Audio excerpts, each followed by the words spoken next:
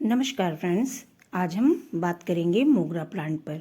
मोगरा को हम जैस्मिन भी कहते हैं। इसके अलावा बेला, जूही, ये दोनों प्लांट भी इसी फैमिली के ही प्लांट हैं। यानी इसकी कई वैरायटी है, लेकिन सारी वैरायटीज़ की केयर हम बिल्कुल एक जैसे ही करते हैं।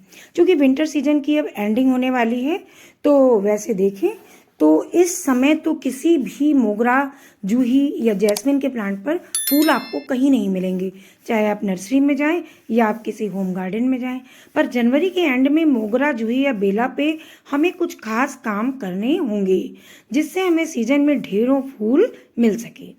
तो फ्रेंड्स, इस वीडियो में हम बात करेंगे कि हम अपने इन मोगरा में क्या काम करें। यानी ऐसे कौन से काम हैं जो विशेष हैं और वो अभी इसी जनवरी के लास्ट में हमें अपने मोगरा पर कर लेने होंगे। तो उनमें से फ्रेंड्स, अगर आपको ये वीडियो पसंद आती है तो प्लीज़ वीडियो के एंड तक बने रहें, और अगर आपको वीडियो पसंद आए तो प्लीज़ लाइक, शेयर और सब्सक्राइब करना बिल्कुल ना भूलें। तो चलिए फ्रेंड्स, बात कर लेते हैं उन विशेष कामों की। तो पहला काम है, इसमें हमें हार्ड प्रूनिंग करनी होगी, और दूसरा काम है डीप गुड़ाई करनी होगी। यानी डीप गुड़ाई करने के बाद ही हम तीसरा काम है वो है फर्टिलाइज़र का। यानी इसमें हमें ऐसे फर्टिलाइज़र देने होंगे जिनसे हमें सीज़न में ढेरों फूल मिल सके। तो चलिए पहला काम हम शुरू करते हैं। तो पहला काम है हार्ड प्रूनिंग। तो यानी जो भी आपका मोगरा का, जूही का या बेला का या स्टार मोगरा का जितने भी पौधे हैं, उन सब की आप मेरी तरह ही हार्ड प्रूनिंग कर लीजिए। यानी ऊपर से सारी ब्रांचेस हटा दीजिए, और देखिए नोड एरिया के पास से ही कट कीजिए, जिससे नोड एरिया से हमें नई ब्रांचेस मिल सकें। ये देखिए जैसे हम कर रहे हैं ना, सारे ब्रांचेस को कट कर दीजिए। ये देखिए बिल्कुल इस तरह से, यानी नीचे से 5 से 6 इंच या 7 इंच की ब्रांचेस छोड़ के। अब ये जो सामने आपको दोनों प्लांट्स दिख रहे हैं बेला के, इनमें से एक स्टार मोगरा है और एक है जूही का पौधा। इन दोनों में भी हम आज इसी तरह से हार्ड प्रूनिंग करेंगे। और ये इस तरह से की जाती है प्रूनिंग कि कम से कम प्रूनिंग करने के बाद इसमें नई ब्रांचेस निकलें, और साथ में इसमें हमें ढेरों ब्रांचेस के साथ साथ इन्हीं ब्रांचेस में ढेरों कलियां भी मिल सके। अगर आप इसी सीजन में यानी जनवरी में कोई नया पौधा नर्सरी से खरीद कर लाना चाहते हैं, तो उसकी भी लाकर आप इसी तरह से हार्ड प्रूनिंग कर दें, क्योंकि प्रूनिंग करने से ही पुरानी ब्रांचेस हट जाती हैं और नई ब्रांचेस निकलती हैं। अब दूसरा काम है इसमें डीप गुड़ाई का, यानी गहरी गुड़ाई का। गुड़ाई करना इसलिए भी ज़रूरी है क्योंकि अभी तक हम लोगों ने कितनी भी इसमें खाद गुड़ाई के समय दी है, गुड़ाई करने के बाद खाद दी है, लेकिन अच्छे से गुड़ाई कभी नहीं की, जिससे मिट्टी काफ़ी सख्त हो जाती है। और आपको ये भी बता दें कि जब भी मिट्टी सख्त होती है तो ऑक्सीजन पूरी तरह से रूट्स तक नहीं पहुंच पाता। तो इसलिए हमें इसकी डीप गुड़ाई करनी है, और वो भी अपनी चारों उंगलियों के बराबर, यानी 4 उंगली नीचे तक, ऊपरी सतह से 4 उंगल नीचे तक हमें गहरी गुड़ाई करनी होगी। ये देखिए 4 अंगुल तक आपको मिट्टी निकाल कर बाहर करनी है। केवल गुड़ाई नहीं करनी है, उसकी मिट्टी भी निकालनी है। और साथ में ये जो महीन महीन डेड ब्रांचेस है ना, जो बिल्कुल वाइट दिख रही हैं, ये सब डेड हो चुकी हैं।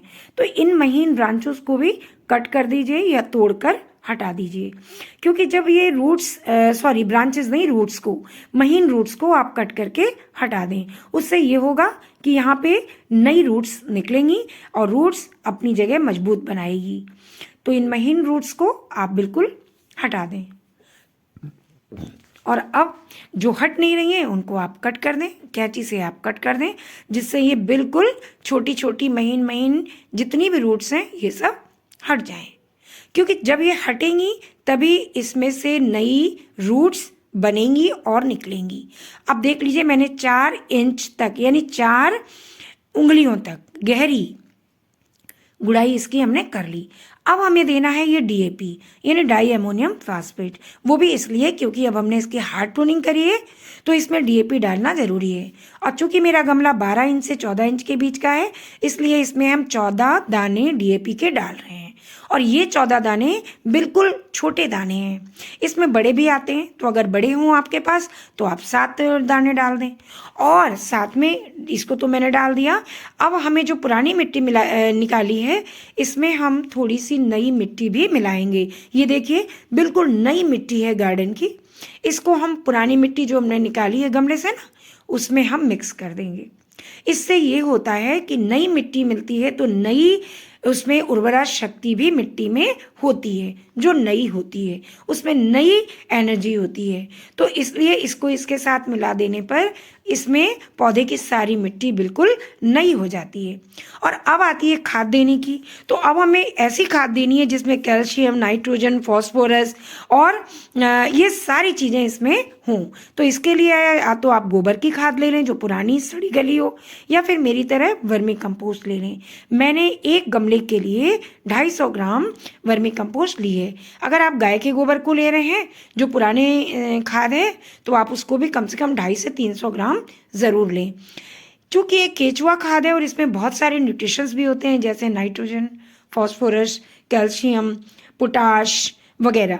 तो इसलिए इसको आप भर दें अच्छे से, क्योंकि जब रूट्स तक ये खाद पहुँचेगी पानी डालने के बाद धीरे धीरे रूट्स तक पहुँचेगी, और तब रूट्स नई ब्रांचेस निकालना शुरू करेगा। और डीएपी डालने से घनी होती है, यानी कोई भी पौधा घना होता है, तो डीएपी डालना भी उतना ही ज़रूरी है जितना कि खाद देना। तो अगर आप खाद दे रहे हैं तो खाद देने में कंजूसी बिल्कुल ना करें, भर के खाद इसे दें। और अब इसको खाद बहने ना पाए, अब इसमें आप मिट्टी से पूरी तरह से ढक दें खाद को। बिल्कुल इस तरह से जो आपने मिट्टी बनाई है ना, नई और पुरानी मिक्स करके, उन मिट्टी को इसमें अच्छे से फैला दें। और बिल्कुल इस तरह से कि इसके ऊपर के हिस्से तक मिट्टी पहुंच जाए, यानी पॉट्स पूरा तरह से भर जाए। अब इन दोनों में भी अभी हम यही करेंगे, हार्ड प्रूनिंग करके सेम प्रोसेस करेंगे। अब इसमें भर के आप पानी दे दें। चूँकि आज 1 हफ्ते के बाद धूप निकली है और अच्छी धूप निकली है, इसलिए इसे अच्छे से आप पानी दे दें। पानी देने के बाद ही खाद अपना काम प्रारंभ करती है।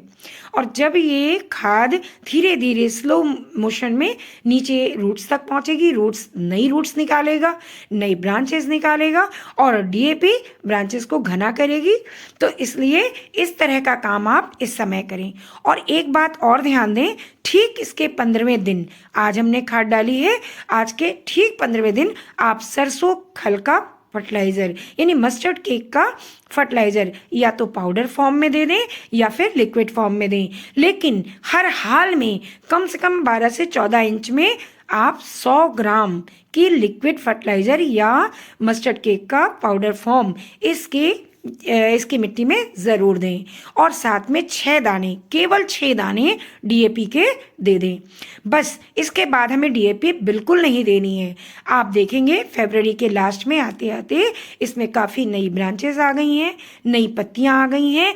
और आपको ये भी बताती चलूँ कि मार्च के लास्ट से आपके पौधे में कलियां बननी शुरू हो जाती हैं, क्योंकि अप्रैल से फूल आ जाते हैं।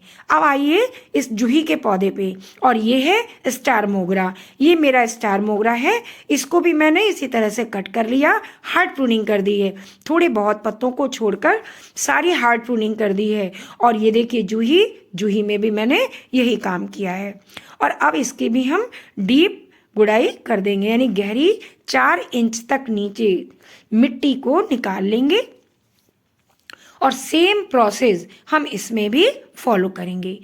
देखिए, चाहे वो स्टार मोगरा हो, चाहे वो प्लेन मोगरा हो, चाहे वो जैस्मिन का पौधा हो और चाहे वो जूही का पौधा हो, ये सारे पौधे एक ही फैमिली से बिलोंग करते हैं और इन सब की केयर बिल्कुल एक जैसी ही होती है, बस केवल पौधों की वैरायटी अलग होती है। और चूंकि अगर अभी तक आपने ये काम नहीं किया है तो जनवरी आज खत्म होने को है, यानी आज जनवरी की 26 तारीख है। तो अगर आप अभी नहीं करेंगे तो फिर आप लेट हो जाएंगे। और अगर आप ये काम फरवरी में करते हैं तो ये तो निश्चित है कि आपको अप्रैल में जाके ब्रांचेस पूरी निकल के आएंगी और तब मई में जाके कहीं आप इनसे फूल ले सकती हैं। तो अगर आपको फूल जल्दी लेना है, ढेरों फूल लेने हैं, तो सीजन के अकॉर्डिंग आप अपने मोगरा के सारे प्लांट पर ये काम ज़रूर करें। बिना इसके काम के, इन कामों के आप इसमें अच्छा रिजल्ट नहीं पा सकते।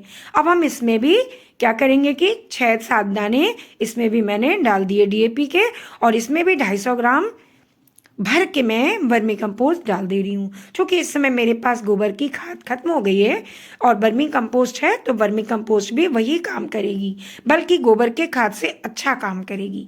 तो इस तरह से मैंने दोनों प्लांट्स को भर दिया है खाद से और उसके ऊपर मिट्टी डाल दी है। तो चलिए फ्रेंड्स, पानी भी अच्छे से डाल दीजिए जिससे कि ये अच्छे से खाद वर्क करे।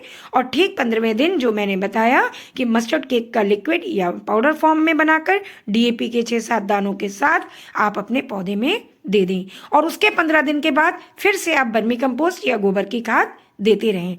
इससे आपका पौधा मजबूत होगा, इम्यून उसका मजबूत हो जाएगा और वो बहुत सारे न्यूट्रिशन के साथ नई फॉलो करेगा। चलिए मिलती हूँ नेक्स्ट वीडियो में, तब तक के लिए बाय।